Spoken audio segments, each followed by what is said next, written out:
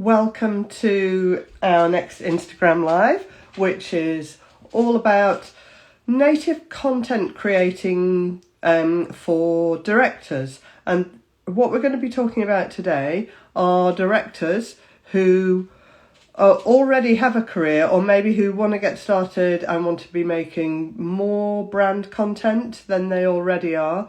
We're going to be talking to Ryan O'Kane. Hello, Andre, and here is Ryan. He's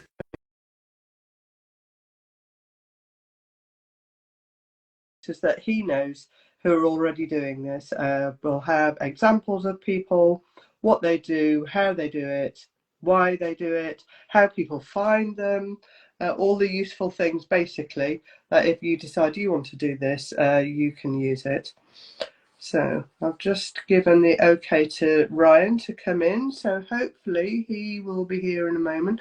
You can see lots of people who have been involved with Shiny for quite a long time. So Mr. Andre Reed, who, as people will know, is a bit of a superstar because he has a fabulous company called Rep Media, who is well worth checking out.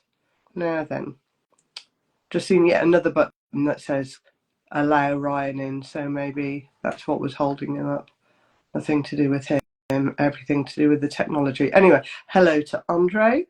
Oh, now then, it says Ryan is unable to join. I wonder why. Okay, well, we'll just stay here. I wonder if I can get him.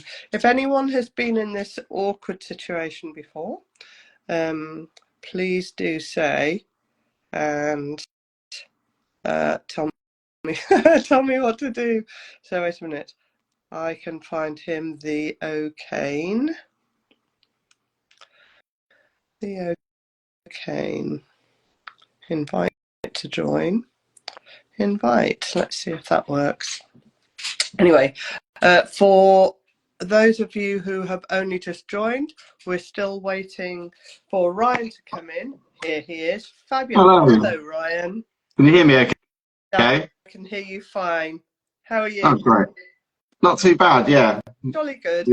So I've just been telling people what we're going to be talking about today, and I think which is, of course, getting a profile on social media if you are a director and you're looking for more brand work. I think just to kick us off, tell us who you are, because I am really pleased that we have you, because in my eyes you are one of the world's most informed people on this subject. That's easy to say. I'm not so sure about that, but yeah. I mean, my background, I worked at agencies kind of most of my career, but really I've been interested in the kind of the creator world for a very, very long time, and also kind of how you should promote yourself and how using social can kind of change the way that not just brands perceive you, but agencies. And I think being in that production world, I've always had this kind of view of what are the non-traditional ways of finding talent. Like if we're making content to go on social, for example, should we go and work with the people on social to kind of make it with us, kind of thing. So I think that's kind of where my background's been. So I'm kind of very interested in finding talent in lots of different ways, other than just, you know, going through your normal reps and things like that, going out and finding people and talking to people that, you know, wouldn't normally kind of get pulled into this industry that we do, or the projects we do. So that's kind of where my angles kind of come at this for a while. Okay. Great. So what I've always thought about with regard to social content creation is that the people who brands like are influencers, and as far as I understand things, directors don't really want to be influencers, they want to be directors. But we're going to talk about here why social actually is relevant to directors, and do they have to twist themselves into funny shapes in order to be successful on social? Tell us a little bit about that. Yeah, so I mean, I think you're totally right. Like the world, once you start to work and using the word creators and influencers and social media, you automatically kind of get into that world. But actually, I think it couldn't be any further apart. I actually think now, moving the way the things are going, I think when you start, especially look public social media, it can be a bit of like a daunting thing where you've got all these channels and kind of what do you want to do with it. And I think when if you're a director or a DOP or a cinematographer or a camera op, you know, social is there to kind of give you a platform to talk about who you are. And something that's really, really interesting that I've seen a lot of kind of directors and like future directors and creators making is like, it's not just about really creating and showing like paid content, like the stuff you've been paid to make. It's more interesting kind of showing all the stuff that you're experimenting in or playing with or kind of doing. So it's not necessarily that kind of background of saying, oh, I'm going to set up a social media channel to get views and to kind of be an influencer. It's more kind of, it's like a modern day way of having a website. Like your website is quite static. Yeah. It kind of, you know, it's a bit of a pain to update. Whereas social, you can bring it with you. You know, you can quickly make a video and while you're on set and kind of give people background into what you're doing, you can kind of take people on that journey from when you've done a treatment or how you've started your treatment or how your thought process is on an insanely crazy shot that you needed.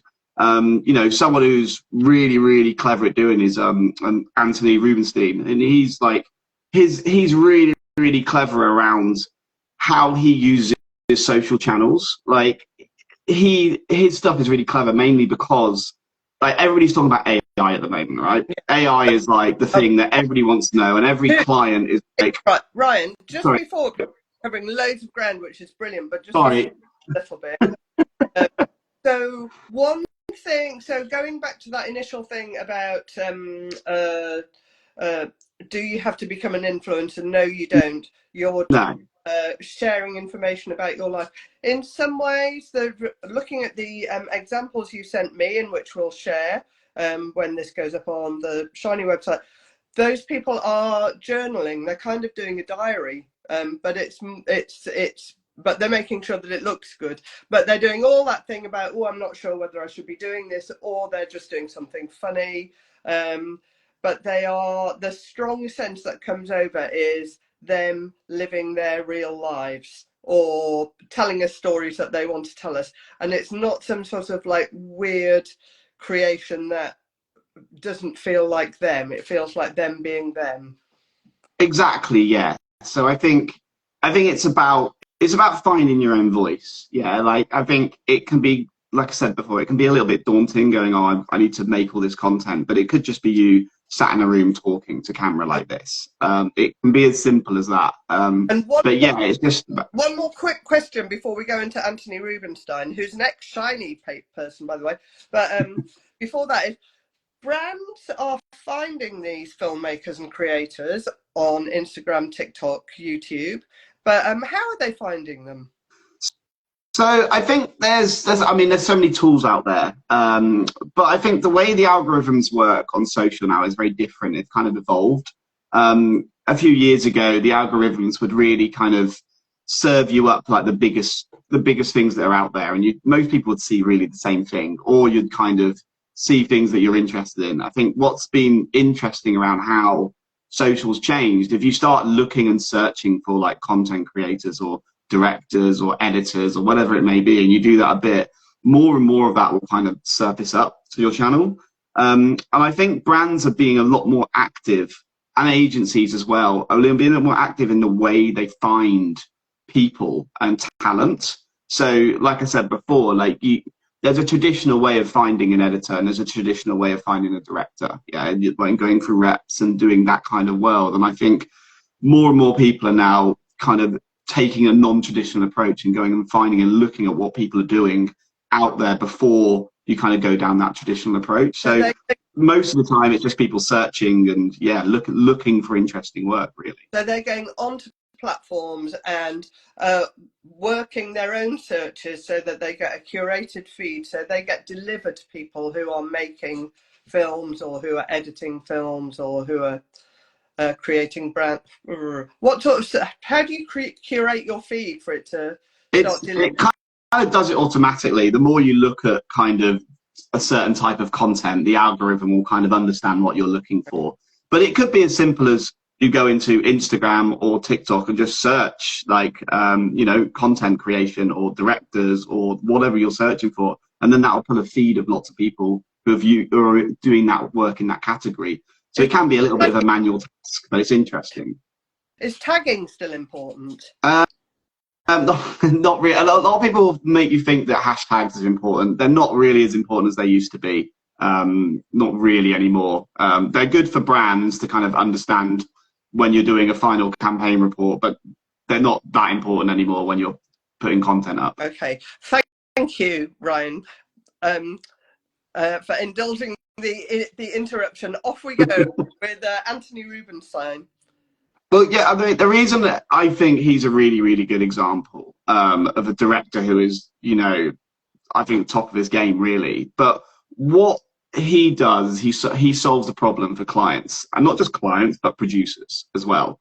So, you know, AI is this kind of big, kind of crazy thing that everybody's like, it's going to save us money, it's going to do this, it's going to do this. And what's super interesting about Anthony is the fact that he takes people on that journey. Yeah. So if you're a client or you're a producer and you've got this project in and everybody's like, how can we use AI? And you come across his work, he's showing you the breakdown of how he's created a piece of work using AI and using 3D. You're going to kind of go, well, actually, that's quite interesting. I'd like to talk to that person. And he kind of takes you through his thought process and the process he takes to do it. And I think that's really, really interesting. And it's like, you don't really see his face too much in his content. He's just showing you the work he's done and explaining how he did it. And it can be that simple. But I think, and I know a lot of brands probably go to him directly now, and he probably gets a lot of work that way, because his stuff's great and he's getting a lot of views. And it's not all about views, but the more you're kind of educating people and the more you're helping people, and it's all about like adding value, right? Like you want to be shown to add value and help people. And if you're doing that off your own back and not charging people for it, I think it's a win-win for everybody. And I think looking at his channels, he's a really, really interesting way of promoting yourself as a director, by using the work that you're doing. Yes, absolutely. He like all of them do pretty short little clips. Another thing that I saw that you have put in the category of creator rather than director, but this person still makes films, is outtakes when they're trying to get a shot lined up. And they could have done it faster if they knew more, but they didn't know more, and they posted their mistakes, and they were kind of having a laugh at themselves, but at the same time as saying, this is how you don't do it. But it was really interesting, and it was funny because they kept getting it wrong and nobody really minded. Well, that's it, yeah. Like, not everybody's perfect, and showing that, you know, showing how you solve problems and showing a live environment is interesting. Like, I think it's easy to put a 30-second ad of what you made and go, this is what I did. And like, I think actually the more interesting stuff is how did you make it? And I think the people that are hiring, the producers and the brands and the production companies are hiring these people, want to see that. It's like, oh wow, this person knows what they're talking about. And that's really important because, you know, I'm sure everybody's worked with people and like they've talked about it, but they've got a whole team behind them that are kind of helping them get to that end point. But having a director or a great DOP that just gets it and understands it, and you know that from watching their content, they're super confident. You know that if you bring them in, they're just going to understand it. And I think that's where social can really help give you a voice, which is the key thing to do, really. There's a big growth in behind the scenes content, isn't there? In all forms, all over the place. But it seems to be a very big feature again of the people that you were showing, that you sent to me to have a look at beforehand. There's a lot of that access to look at us doing it, and that is a lot more relatable than seeing this is, as you just said, this is what we've done. Exactly, yeah. And I noticed there's a comment saying what's the channel. It's just Anthony Rubinstein on Instagram. You should find him that way. But yeah, everybody, you are so welcome to start asking things. Yeah, please ask questions if you've got any. I'm more than happy to answer them. So the topics that we said we were going to go through, why social is so important when it comes to self-promotion. Another thing I wanted to say in there, Ryan, was last week I went to a conference where there was someone who specialises in forecasts, and it was advertising spend forecast. It's massive, but the only real area that's growing, it's not TVCs or long form content, it's social content. So the direction of travel is absolutely even more onto social platforms, even more than it is now. And also one of the sidemen saying the future is no longer about influencers, it's all about being creative on social. Yeah, I kind of agree. I mean, it's a massive debate. It's a whole nother session about talking the difference between influencers and creators and kind of that world. But like, creators is like, you know, they're and we'll put some links in at the end. But there's a real big trend at the moment of creators essentially doing like day in the lives and kind of vlogs, but they've turned them into like cinematic vlogs. Yeah, and they are stunningly beautiful the way they shoot them. So you've got people like there's a great channel called Life of Reza, and she's amazing and her stuff looks stunning. And these people, you know, they've just picked up a camera and they've kind of taught the craft themselves, and they've understood it and probably watched a lot of YouTube to get there. But like, these are all content creators who have come at a very different angle, and I do really believe that a lot of these people are going to move into film, or they're going to move into advertising but a completely different way that we've all done it. We've probably come from more traditional, going through university and all that kind of stuff. But actually, I think it's really, really super interesting that those people are bringing them people into the industry. Oh, Charlotte's asked something. So do directors of the future need to be ahead of the game? I think AI is an interesting one, and it's going to be interesting for a while. Like, AI to me is just this tool, right? And it's a really interesting tool.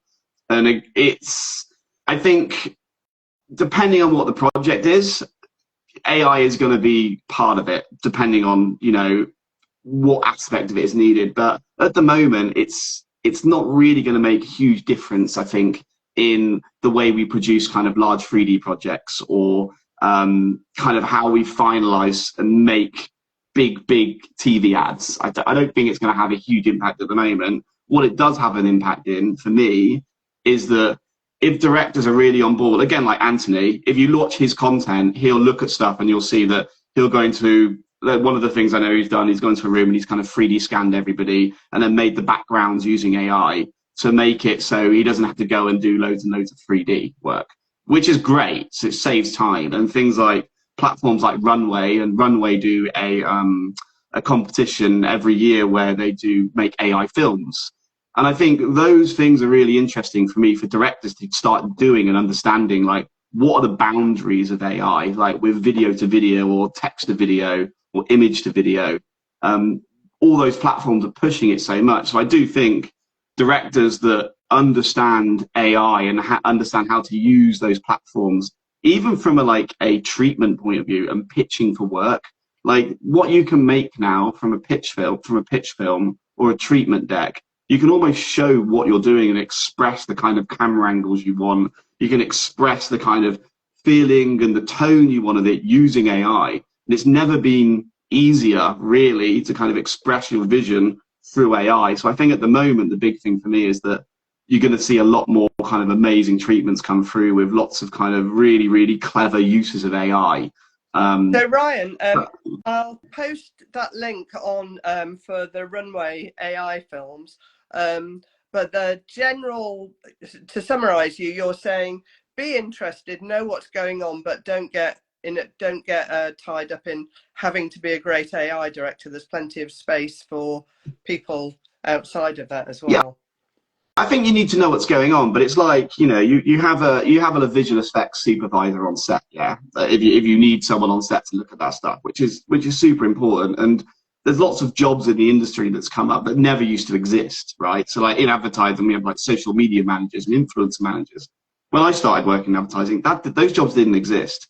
And I think more and more jobs will start to appear that are AI focused. So it might be like prompt engineers or things like that. And I think more and more of that will appear, but it will actually start coming into production.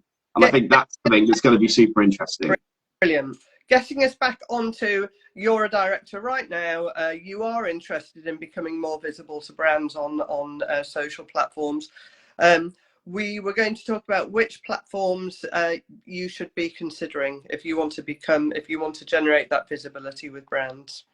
I mean, yeah, I mean, for me, if you want to kind of go out there and do it, you know, there's so many out there. You know, you've got Instagram, which is, you know, the classic one. It's great. It's probably more difficult to get followers on it, but it's a really, really visual and great platform. And with posts and reels and the way things work now, especially with reels, you can get seen quite well. I think YouTube definitely is more like around longer form content, but it could just be, again, sat in a room like this. Like if you look at a lot of Sean Tucker's video, I've been a big fan of Sean Tucker for years, and his YouTube channel is brilliant. He's a great photographer, but a lot of his videos, he's just sat talking like this and then showing his examples of his work and his thought process. And that can be a really nice way of telling long form. I think when it comes to platforms, don't worry about kind of having to go, oh, I need to make something for everything. Just think, where's your audience? And if it's TikTok and YouTube, or you just want to concentrate on YouTube, I think that's totally fine. And you just talk about that. I think the platform that's really interesting for me at the moment is probably more LinkedIn than anything else. I think that's got huge kind of growth areas in that one. I think directors and kind of content creators should really push on that and talk about, and you can make it a bit more educational, a bit more kind of, you can create content that's kind of solving problems for brands. And once brands start seeing that, they're like, oh, I'd love to work with this person because they're in this field of doing it. You know, they're making content about a problem that I might have, and then they're going to contact you directly. So I actually think LinkedIn is a pretty good platform at the moment, and it's got a lot of potential. We're thinking of these Q&As onto LinkedIn as well. Yeah, so you've seen Keatley's question. Thanks, Keatley. Anyone else, feel free to ask questions, but off you go, Ryan. Yeah, I think, so what are your thoughts on reaching out, introducing yourself in agencies and companies? I think it's fine to do, but I think what's really interesting, and I cannot remember the name of the person, but there's a really good, there's a content creator, I think he's in Australia, and he's kind of a director as well, and he set me up, and I've followed him for a while. And he actually set up a message kind of like a group, which is called the Inner Circle. And he basically just posts every so often to this group of people of like the stuff he's doing and the work he's kind of creating and his thoughts and things like that. And I think it's actually a really clever idea to kind of invite all these people into a group, and then it's kind of like, you know, you get to update these more personal kind of content or the thoughts that he's kind of going through his content, which I think is really interesting. Is that a WhatsApp group? No, it's all done on Instagram. It's an Instagram group. I didn't know you could do it. I found out the other day about a month ago when he invited me to it, and I was like, this is genius, because I just follow it. I mean, if you think, like, the problem with the kind of the content side of thing and posting on Instagram, yeah, you're bogged down to the algorithm, right? So it's like, if you scan, you might see it, you might not, and if you follow, you've got more of a chance. But if you follow lots of people and invite them to a group, and they accept the group and they want to see the type of content you're making, that's super interesting, right? Because then people can just go and watch what you're doing, and they don't have to have the chance of you turning up on a platform as you're scanning. I think you can go out to agencies and production companies directly through Instagram. I don't see it being a major problem. I just think sometimes it gets lost. Messages don't get seen. I think the best way to do it, if you're going to go out to production companies and agencies, is, again, go on LinkedIn, find out who the head of production is there, find out who that is, and drop them a message and talk to them through there. I feel like a business point of view, it feels more relevant, but I don't see there being any problem with doing it for Instagram. I just sometimes find messages get lost. Okay. It's my thing. We have only a few minutes left. Sorry, I've talked too much. People are welcome to ask their questions, but until we get one to answer, I'd just like us to tie up going through some of these people whose links we're going to post and what they do. So there's somebody called Peter McKinnon, who I looked at his work, his channel briefly, and he seems to do product demos.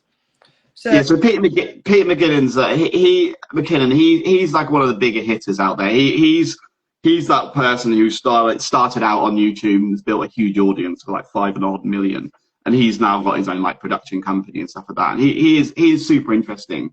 I mean, he's kind of like Endgame in my view of if you were building a channel up as a director and you wanted to get like direct brand work, he's kind of Endgame where it is. But he does everything from showing what he's doing on his shoots, talking about his ideas, and he's kind of really interesting to look at to go, right, there's so much different types of content on there.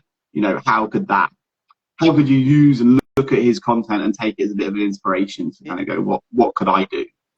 It's a great example of a good YouTube channel. Product demoing can be anything, can't it? It can be, this is my favorite pencil, I use it every day, and here's a storyboard that I've just done with it. Or, I mean, you know, whatever.